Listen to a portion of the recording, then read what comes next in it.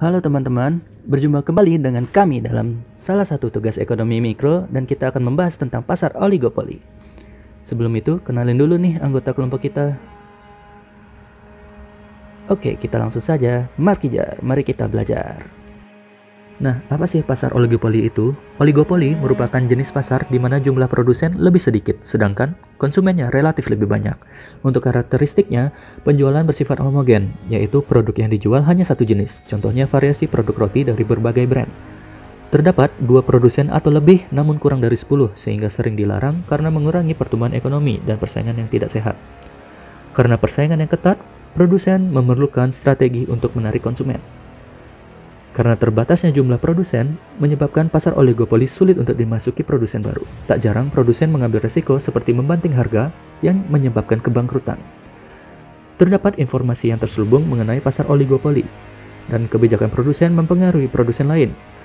Misalnya dalam menentukan range harga produk, di mana satu produsen menetapkan harga 10.000, maka produsen lain menetapkan harga yang tidak jauh dari angka tersebut.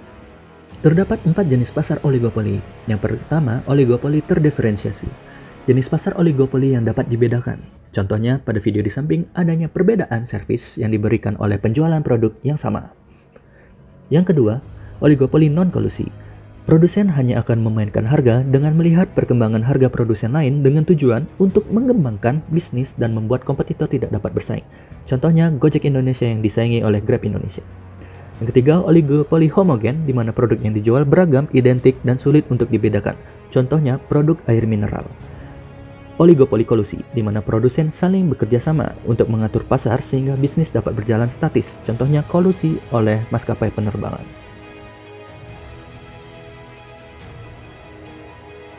Yang pertama, mode Conot, diperkenalkan oleh ekonom Prancis Augustin Conot pada tahun 1838. Dalam mode Conot, perusahaan-perusahaan dalam pasar oligopoli memiliki ciri-ciri berikut: memproduksi barang yang homogen, menganggap output perusahaan lain adalah tetap, dan secara simultan menentukan berapa kuantitas output yang diproduksi.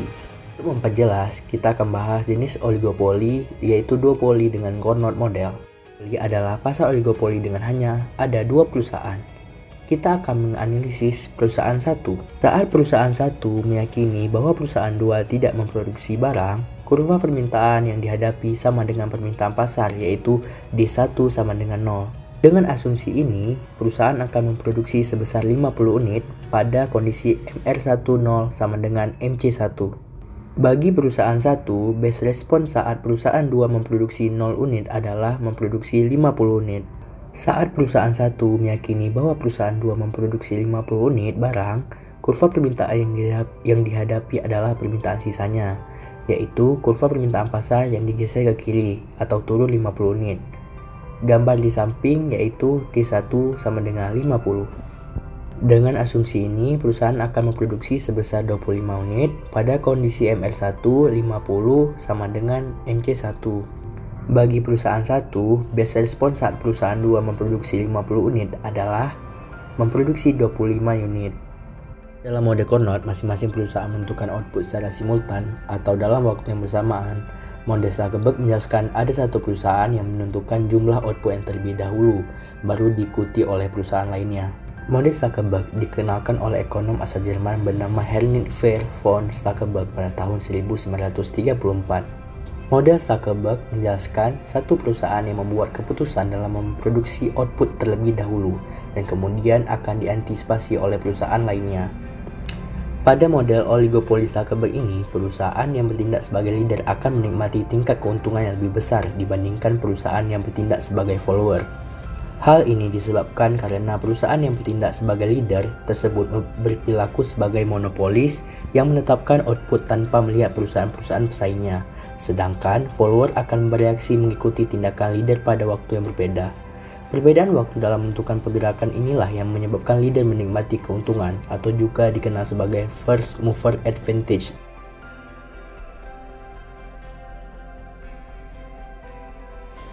Misalkan ada perusahaan A dan perusahaan B menjual produk yang sama dengan harga yang sama. Pada kondisi ini, kedua perusahaan berkolusi untuk menciptakan pangsa pasar yang stabil. Namun, jika salah satu perusahaan melakukan penurunan harga agar mendapatkan lebih banyak konsumen, maka perusahaan lainnya pun juga ikut menurunkan harga. Akibatnya, penambahan konsumen yang mereka harapkan justru hanya bertambah dalam jumlah sedikit dan bahkan dapat menurunkan laba salah satu perusahaan. Untuk itu, dalam pasar oligopoli dikenal istilah price rigidity atau harga kekakuan, yaitu harga yang seharusnya tidak naik dan tidak pula turun. Di pasar oligopoli ini terdapat kurva jangka pendek dan kurva jangka panjang. Dalam jangka pendek, perusahaan dapat menghasilkan laba serupa normal, laba normal, dan rugi. Sementara untuk jangka panjang, kurva pasar oligopoli sama dengan kurva monopoli karena perusahaan sudah menguasai pasar. Pada laba serupa normal, di mana total revenue atau TR harus lebih besar dari total cost atau TC. Jika kita lihat di kurva, sudah terdapat kurva permintaan, marginal revenue, dan marginal cost. Jumlah TR didapatkan dari P0 dikali Q1, sehingga TR berada di antara titik OQXP. Sedangkan untuk TC didapatkan dari harga pertemuan antara kurva AC dan Q1, sehingga TC berada di antara titik OQYZ. Nah, daerah yang diarsir hijau inilah jumlah laba yang didapatkan. Lanjut, kurva laba normal di mana TR sama dengan TC. Jadi, di grafik ini kurva TC berpotongan di titik Q dan P, sehingga P sama dengan AC.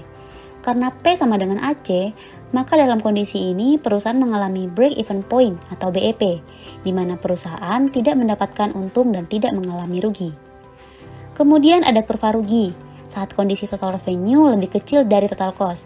Kurva AC berada di atas kurva demand dan titik P. Cara perhitungannya masih sama dengan laba supernormal.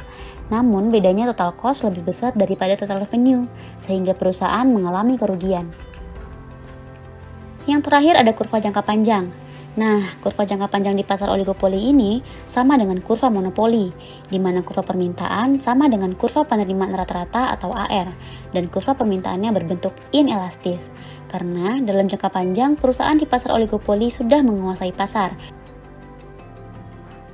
Model kurva permintaan patah. Model kurva ini pertama kali dikemukakan oleh ekonom Amerika yang bernama Paul Sweezy. Model kurva ini menjelaskan bagaimana perilaku produsen yang bersaing di pasar oligopoli. Berikut bagaimana penggambarannya dalam kehidupan sehari-hari. Ketika suatu perusahaan menurunkan harga produknya, maka perusahaan lain pun akan ikut melakukan hal yang sama.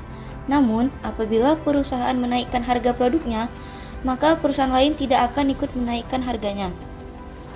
Tindakan tersebut muncul karena ketika suatu perusahaan menurunkan harga produknya, maka profitnya akan meningkat.